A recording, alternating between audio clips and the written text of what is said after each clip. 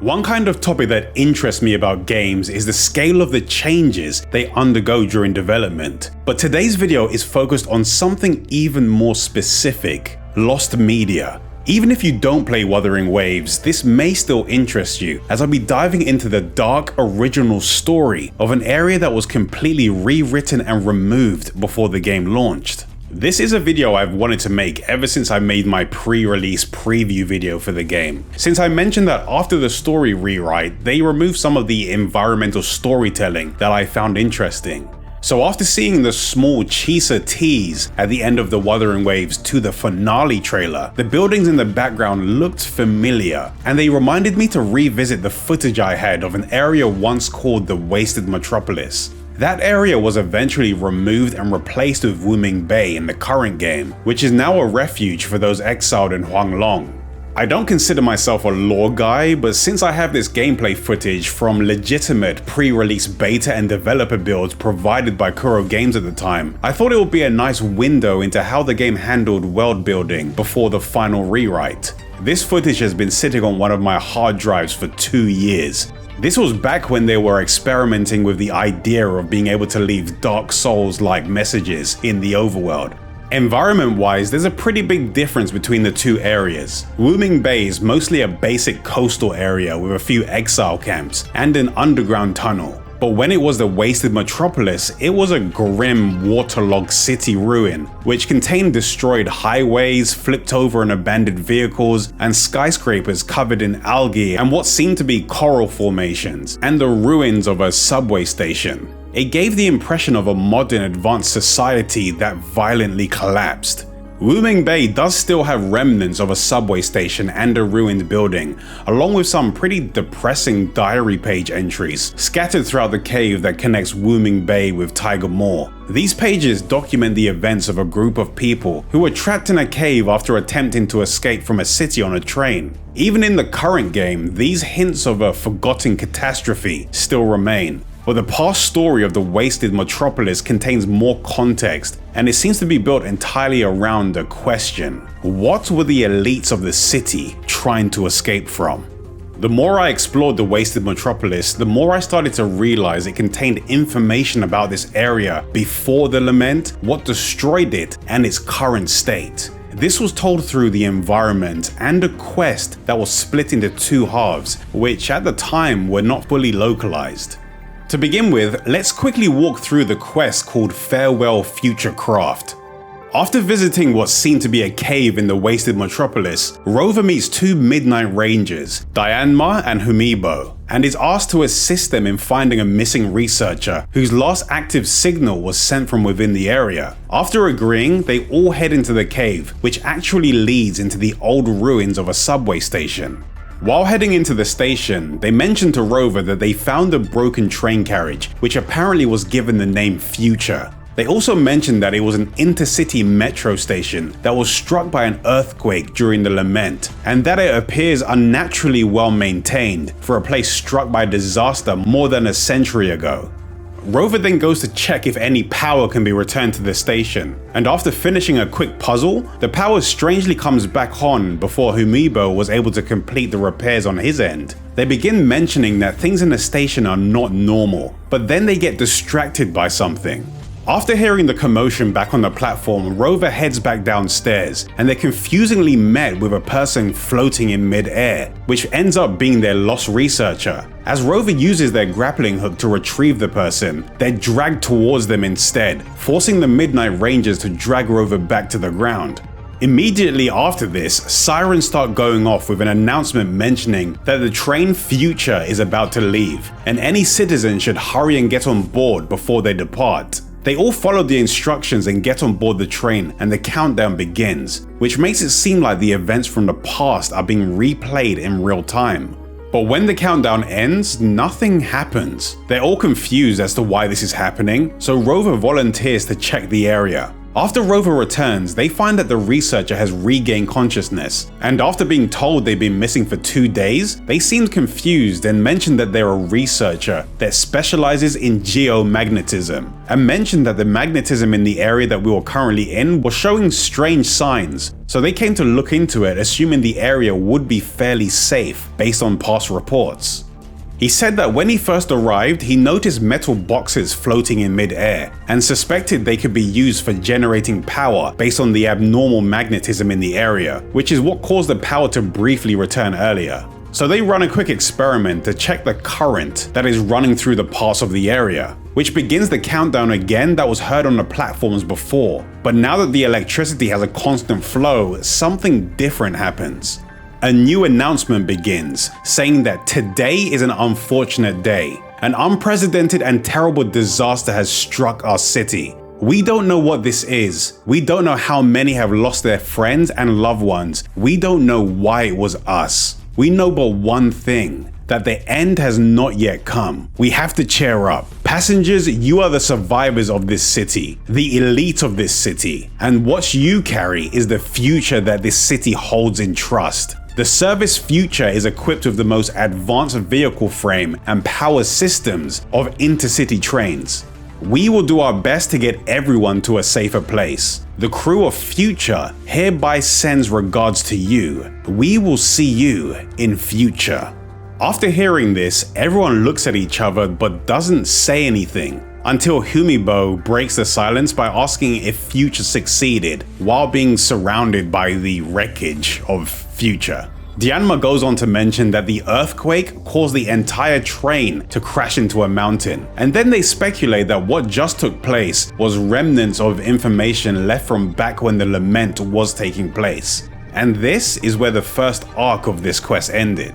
Later, Rover is contacted over their terminal by someone they didn't recognize at first. It was someone from the medical battalion in the Midnight Rangers, and they asked Rover to meet in person to discuss something important. After meeting them, they check with Rover to see if they were involved in the previous investigation of the Wasted Metropolis subway station, and mention that another problem has emerged involving that area. They ask Rover if they can participate in a test and cover their eyes. They then ask Rover to answer the questions truthfully, beginning with answering what their name was and how many people were part of the previous investigation. They would then ask the same question multiple times, leaving Rover confused and slightly agitated, eventually leading to the final question where they ask if they've heard any strange calls recently, to which Rover responds, no. After passing the evaluation, she seems relieved that Rover wasn't under the effects of something. Apparently the mental state of the researcher that was previously saved was deteriorating, and he was claiming that he could hear the subway station calling out for him to return.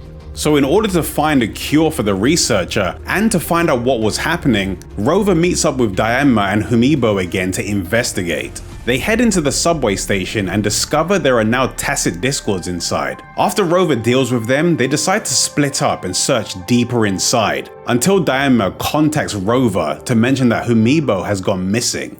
Humibo is eventually found next to a white piano, stuck in a trance and surrounded by what seems to be spirits.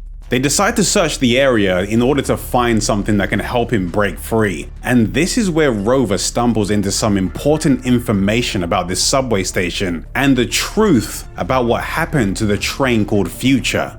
They eventually notice a report of the metro station accident. Some of the information is redacted, but it says, this event happened in the early stages after the lament, with a precise time unknown. The train Future was used to carry the elite group in the redacted city at the time to evacuate the hardest hit areas. And because of the limited capacity for passengers, a large number of civilians of a lower social group were stranded in the waiting area and a massive clash occurred.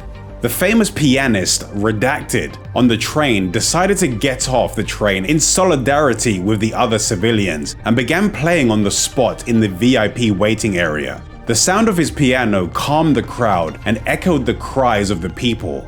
After the train sealed its doors, the system broadcasted Redacted, which again enraged the crowd, and their stampede derailed the train into the mountain, causing an even larger collapse. None survived, which revealed that the earthquake wasn't the only cause for their demise.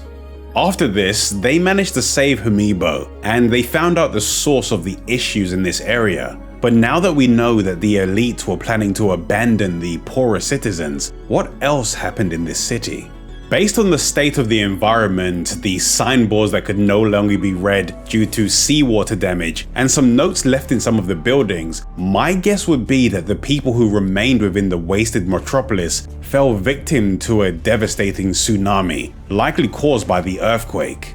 So it seems like the citizens who couldn't escape and didn't get washed away were trapped in the surrounding buildings. On one note, which was desperately written on what we're first led to believe is waste paper, says, "Water. I need water. I'll pay any price for it. It's been 5 days since I was stranded here by seawater. Even the sturdiest of houses starts to leak after this long, but not seawater. That's not what I want. Give me some drinkable water. Take all this money. Just give me." And the rest of the message on this note was torn off. But I was able to find the location of the remaining piece of the note in another part of the building.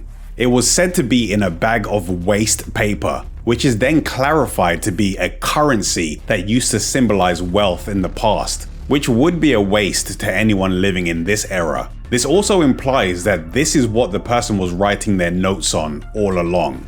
And the only thing that was written on the torn piece of money was the word water, leading to the last sentence of the note being, "Take all this money, just give me water."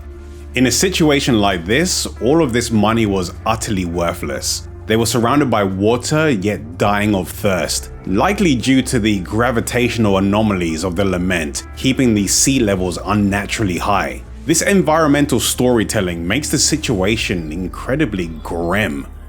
In what would be the present state of the Wasted Metropolis, the place is now occupied by exiles who form the Wasted Metropolis faction. A message that seemed to have been left by an exile next to a cliff that's overlooking the sea says, "I recall a sentence from my uncle's book. Facing east, I observe the towering crags and view the immensity of the sea." It's said to show the hero's ambition of having a broad and open mind towards the world. Though I have no idea what this has to do with cracks, I now also appreciate the immensity of the sea, just like that author. I hope our Wasted Metropolis faction can continue to develop and flourish from now on. This area went from a place that ruthlessly prioritized the elite to being the home of the very outlaws and the disenfranchised that Huanglong cast out. It's entirely possible that back then KURO Games had a full storyline planned for the rest of the Wasted Metropolis, and if that's the case, then it was just removed before we ever got a chance to see it. While we can still only speculate, what we can piece together does show a darker, more detailed history that they could still lean into a bit more heavily in the current game.